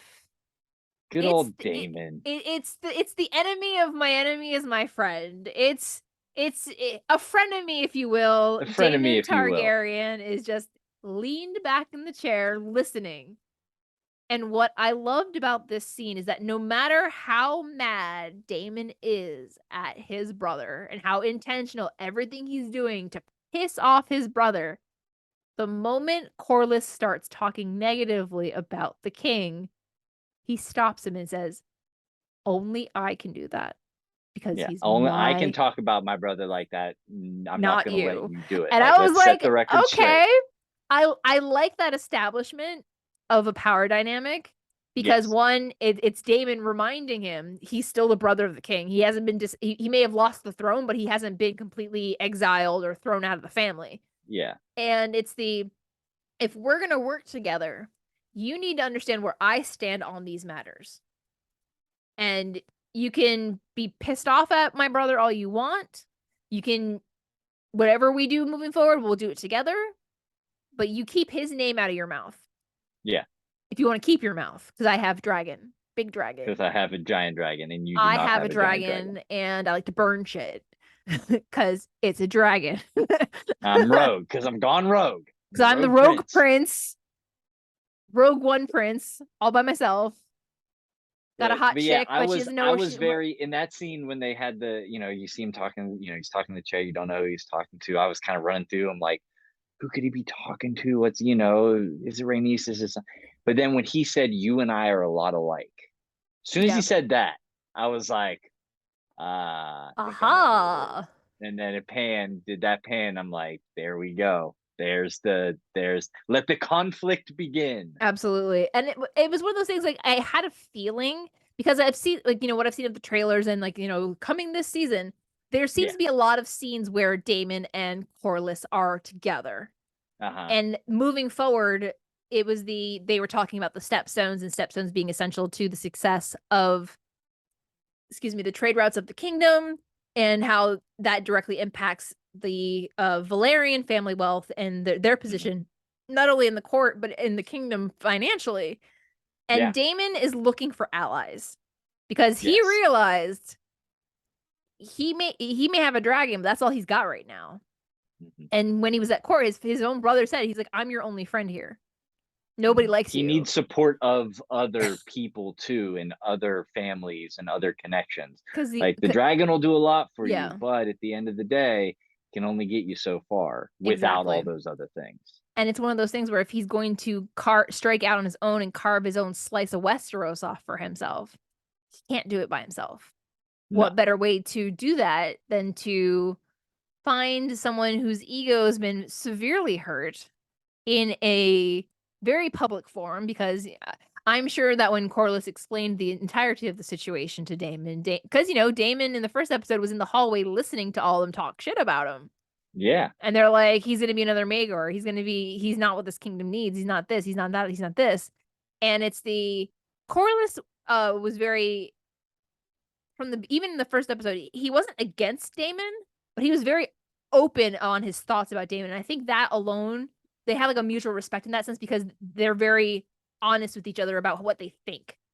exactly. And they both see what's happening to Viserys, even though Viserys, whose health is starting to fail at this point, he's that scene with the maggots, like he had Oh the yeah, like that was because I so saw I saw oh the ball. I'm like, oh, what's that in there? I'm like, oh, that's oh maggots. I'm like, what are they gonna do with maggots? And then I uh, realized, and then everything clicked. I'm like, oh, that's why his finger's been wrapped. Oh, they're gonna put his hand in there to eat the rot away. Yeah, they used to yeah, do that. That used to be a yep, thing. yep, it's Okay. historically accurate. Good job, Yep. guys. Good job. Thanks for that. Ooh. Appreciate it. Oh, Well, yeah, that and was. it's one of those things like they haven't said what is ailing the king.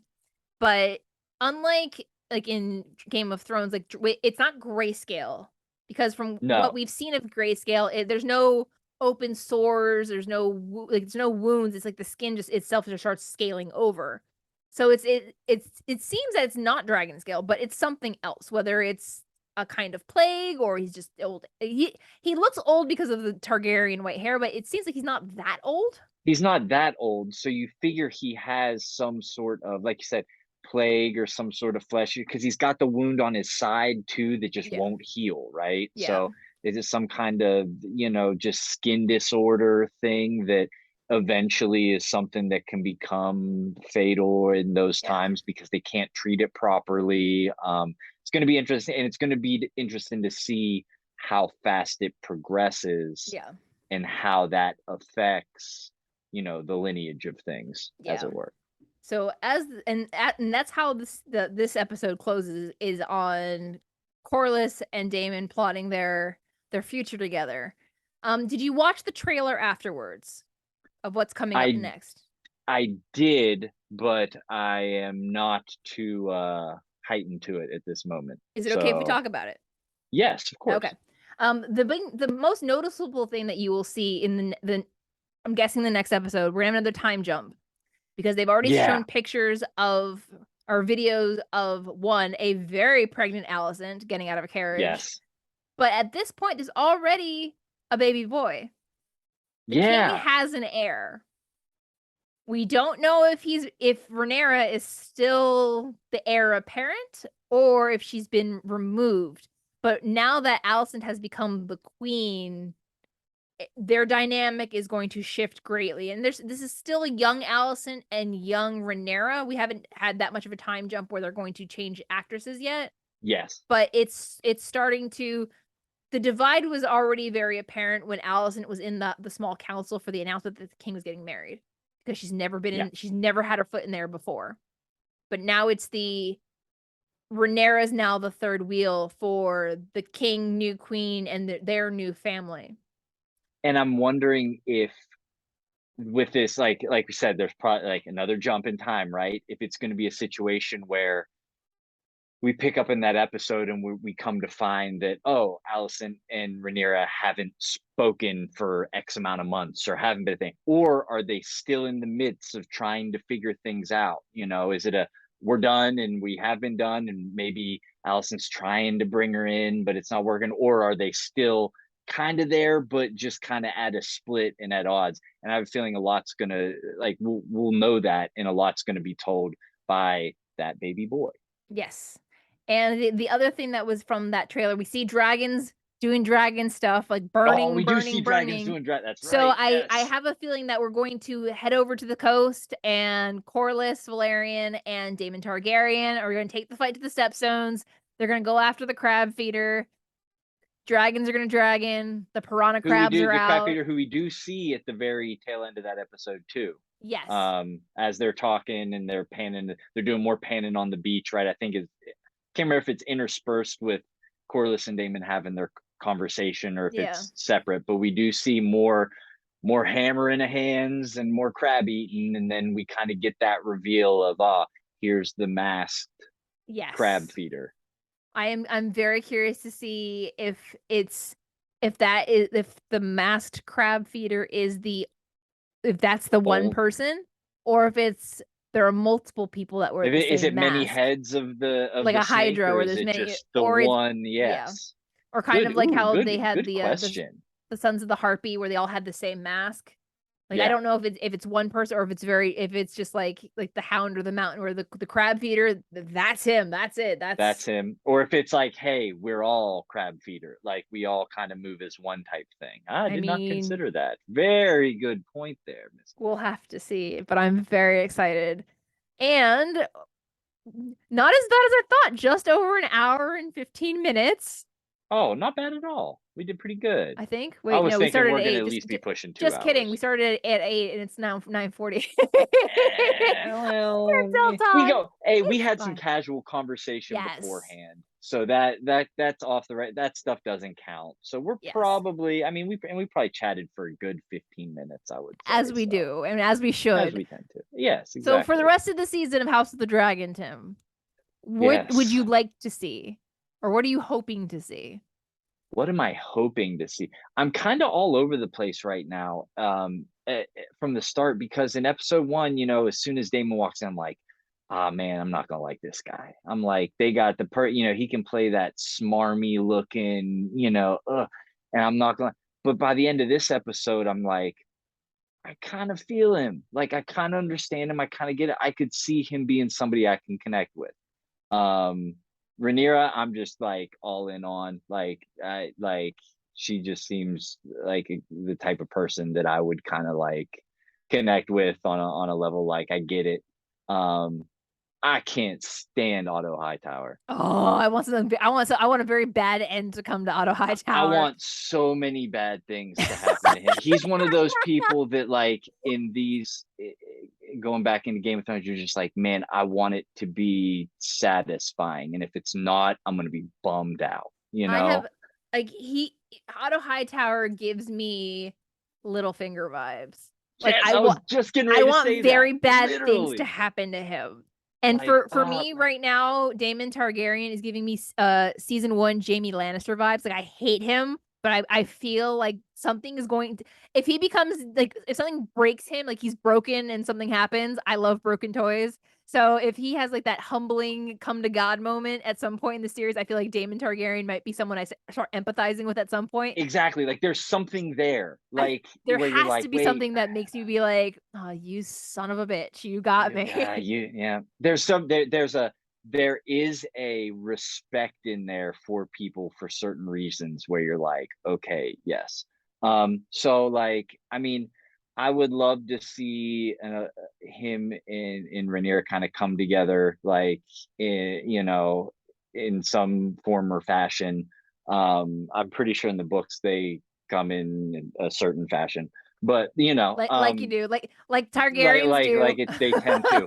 But yeah, I mean, even just some sort of, like, how like just a general understanding of each other, where like, hey man, we can do this together and make a change for the better. What that is and what that looks like, I don't know. But we'll find out. I'm interested to see how the Alicent and Rhaenyra relationship, friendship pans out. I have a feeling it's not going to be good. Yeah, Could no. potentially be one of those not very good, not very good. And then at the very end, oh, well, this is this and this is this. And, we all make choices, and, I think we're all it's playing the gonna game. get really bad. Like But I think it's going to like get really bad before it gets any better. like Alicent right now is giving me season 1 Sansa vibes mixed with a little bit of Marjorie Tyrell. Oh, But yeah. I feel like if she's marrying the king, I feel like we're gonna go from like Marjorie Tyrell slash Sansa to like kind of power hungry, crazy Daenerys meets Cersei, like that. Like she's I gonna go think from like the ego in the head are going to inflate to the yeah, point where and it she's gonna becomes a. start overstepping where it's she might pop out the heir the a potential future king, but now all of a sudden that her child the priorities of her loyalty to her best friend might go out the window for the loyalty to her family and her Yeah. child. I think we could see her become very dangerous. Yes. She's one we have to in watch out in for. multiple ways. But yeah, and other than that, I'm excited to see more dragons. I just want more dragons, Yes, man. let's Like go. just give me dragons. Give me dragons everywhere. I feel like Butters in the South Park episode where he like goes up to George R. R. Martin's house. He's like, "Is this George R. R. Martin's house?" And he's like, "Where are all the dragons? I was promised dragons, and there's no dragons." I And mean, they say that there's 10 full-size dragons. Where are they? I want to see all 10 dragons. Like, I want give me Vagar. as Give me much, Vagar. please give me as many dragons as you possibly can without it just becoming just dragons flying around. Yeah. Which is also Little still pretty baby cool. dragons, but Yeah, give me we need baby some dragons, give babies to me have the big baby. We need dragons, baby Targaryens for the baby dragons, so give they me got to get nice on that. dragons, mean dragons, like, but yeah, I'm very impressed with what they've done so far. Um, I I I feel like they're they're doing something really good and potentially special here. I know it's hard to come out as big as Game of Thrones got, and say what you want about how it ended, and and this, that, and the third. Like, this series has a lot to live up to. Yes.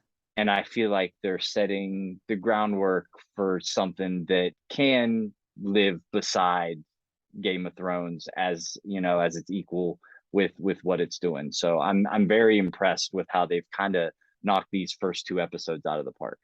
One thing I realized about this episode in particular, it went by, even though a lot of things really didn't happen, it went by very Went by quickly. quick. It did go And by quick. one of the things that I've loved about this series so far is that I feel like they're trying to like repair the goodwill with the fans. Like, Hmm. talking about like how people were unhappy about how Game of Thrones ended. I think they're being exceptionally cautious and being very intentional with how they're putting everything together right now. And Yes. it's coming off as they've given thought to everything. They're not rushing towards a plot point. They're not rushing ahead. And it helps that a Fire and Blood is more of like a fictional history of Westeros. So like Yeah. it lists the time, like you have the timeline, you have all the births, the deaths, the weddings, the dragons, all of that's in there. But it isn't like the original 5 Game of Thrones books that are like different chapters are told from different perspectives of different Yeah. characters, and you're trying to weave all of that in together. And there's so many. Yes, there are a lot of characters but in this book, but there's not nearly as many prominent characters in Fire and Blood as there are in A Song of Ice and Fire. Yeah. So Yeah. it's making it easier to follow, but also I'm not, and that's why I stopped reading it, because I was a literature major. So like literature and film, I love both, but I also start comparing. They've changed this, Yeah. they've missed this, Real quick. and it quickly takes me out of actually just watching it. And watching it for its enjoyment, and Correct. just kind of like, yeah, I get that. I I mean, I'll go totally back get and that. read the remaining 450 pages of the book, because it's Yeah, like it's not like you're it's lacking for 700 and change. Like it's a lot. Plus, there's That's an a lot. interview in the back with George R. R. Martin, but there are gorgeous illustrations in the book, so Ooh, I love it's really that. cool because you get to see all the different character designs, and which makes like the casting choices that they've done for some of the characters in House of the Dragon. I like the casting decisions better, because Ooh, good. like if you flick through like the pages in this book, like all the illustrations, everybody's white and European looking, and it's kind of boring. Like there's like Hmm. very very limited diversity in it, Very and vanilla. it's very vanilla. It's very beige curtains. Like I was like, all right, more white Mm, people die. It's boring. It's boring. It's yeah, boring. So that's what I fantastic. love about this incarnation of House of the Dragon, especially the of House of Valerian, where you have a prominent, wealthy, mixed family. Yes, love and that. and it also, because that the Valerians come from Valeria in Essos, like originally, like way back in the timeline. Essos, compared to Westeros, is also very diverse, very multicultural. Hmm. So I love that they've incorporated that part of the lore into it, Yeah, because the thing is, in George R. R. Martin's telling of the story, he never says if anyone's black or white or brown yeah, or yellow. Like there's no designation of skin color. He just talks about eye color and hair color. yeah. So and So that's it's kind of open to reader interpretation. Like, you could make exactly, anybody any shade you would want to. yeah. So So, and then that's what I think is one of the most fascinating things about the visual interpretation, because I am actually enjoying this visual interpretation much more. I mean, don't get me wrong, the illustrations in this are gorgeous, but Mhm. it's it kind of gives me like old like 1980s textbook vibe at times, because it's just like it doesn't feel exciting. This Yeah, House of the yeah, Dragon's there's kinda exciting. yeah, yeah, right? We're talking about dragons here, you gotta make How things about exciting. dragons? I mean, if we can have dragons, we can have diversity, for Christ's sake. Right? Please. I mean, there are different colored dragons, there's different styles of dragons. Right? There's all kinds of So, different kinds of the dragons. world is bigger than just Westeros. There's Essos, and then there's the other continent beyond the setting sun that we haven't found yet, so Yeah, so but yes. Well, I think that'll do it. Tim, awesome. my bestie, my Oh, bestie from the Westeros, thank you so much. thank This you has been so so much. much fun. Good, I'm glad. I always try and bring some fun and just some, like, regular guyness to anything that I'm a part of. I Like, I love love being, that, like, like casual conversations the best, and absolutely. I appreciate you having me on and for asking me to do this, and I was more than welcome to, and had a blast. Thank Like, you. I love everything you do, so, Thank you, that proud means of the world you, to and me. oh, I'm super proud of you, and I'm glad we can, like, use this as an excuse to just, like, chat for a couple hours about, dragons and medieval fantasies. Absolutely. And, should there be a small council after the finale, I might call you up and summon you back to the small council and be like, Of course, happy "Lord to do it. Tim of the No Happy to Names, do it. please come Happy to do back." it if as long as my schedule allows, me, I'm I always will down. send you a raven. All right. Well, Please that do. we're gonna end this massive episode number 2. Thank you so much for listening. If you haven't subscribed already, or you feel like you want to join me on this podcast side quest, just click subscribe and all that stuff, and we'll see you soon. Bye.